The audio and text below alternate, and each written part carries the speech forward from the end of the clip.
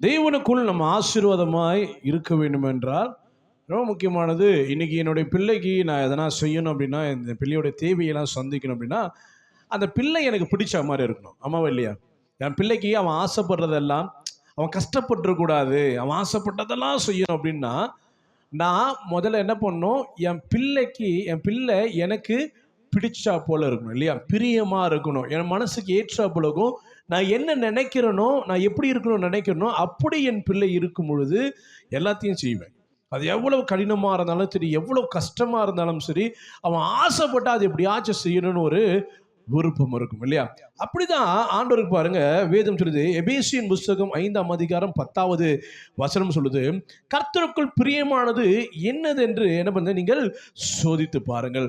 ஆண்டவருக்கு பிரியமானது என்னது என்று என்ன பண்ணுவோம், நம்ம சோதித்து பார்க்க வேண்டும். ஏன்னா தேவனுக்கு நம்ம பிரியமாய் நடந்து கொள்ளும் பொழுது கர்த்தர் நம்மளை ஆசீர்வதிக்கிறார், தேவைகளை சந்திக்கிறார். வேதம் சொல்லுது, நம்ம ஜெபத்தை எல்லாவற்றும் ஒரு கேட்கிறவராக இருக்கிறார். ஆமென். ஏன் பிரியமா இருக்கணும் வசனத்தை வாசிட்டு நம்ம போலாம். உபாகம் 33:12 வாசியும் பார்க்கலாம். கர்த்தருக்கு பிரியமானவன் கர்த்தருக்கு பிரியமானவன் என்ன பண்ணுவானா, அவரோடு கூட சுகமாய் தங்கியிருப்பான். தேவனோடு கூட சுகமாய் தங்கியிருப்பான். யாரு? கர்த்தருக்கு பிரியமானவன் கர்த்தரோடு கூட தங்கியிருப்பான். அவன் என்னாலும் அவனை கர்த்தர் காப்பாற்றுவார். கர்த்தர் பிரியமா இருக்கணும், எப்பொழுதுமே கர்த்தரோடு கூட இருப்பானா, எப்பொழுதுமே 365 நாளும் 24 மணி நேரமும் கர்த்தர் அவனை காப்பாற்றுவார்.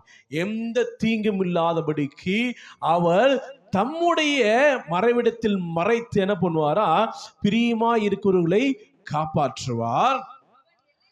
அவன் எல்லைகளுக்குள், ஆமென், அல்லேலூயா, அவன் எப்போதுமே என்ன பண்ண மாட்டான், சஞ்சலத்தோடும் வேதனையோடும் ஒரு நிலையற்ற ஒரு வாழ்க்கை, நிம்மதி இல்லாத ஒரு வாழ்க்கை இல்லாதபடிக்கு எப்பொழுதுமே என்ன பண்ணுவான், ரிலாக்ஸாக இருப்பான், எப்பொழுதுமே சமாதானத்தோடு இருப்பான், எங்கேயும் துரத்தி விடுகிறவனா இல்லை, அவனுக்குரிய இடத்துல அவன் செழிப்போடும் நிம்மதியோடும் கூட இருப்பான். அல்லேலூயா. யார்னா கர்த்தருக்கு பிரியமா இருக்கிறவன் ஃபர்ஸ்ட் என்ன பண்ணுவானா, தேவனு கூட தங்கியிருப்பான்.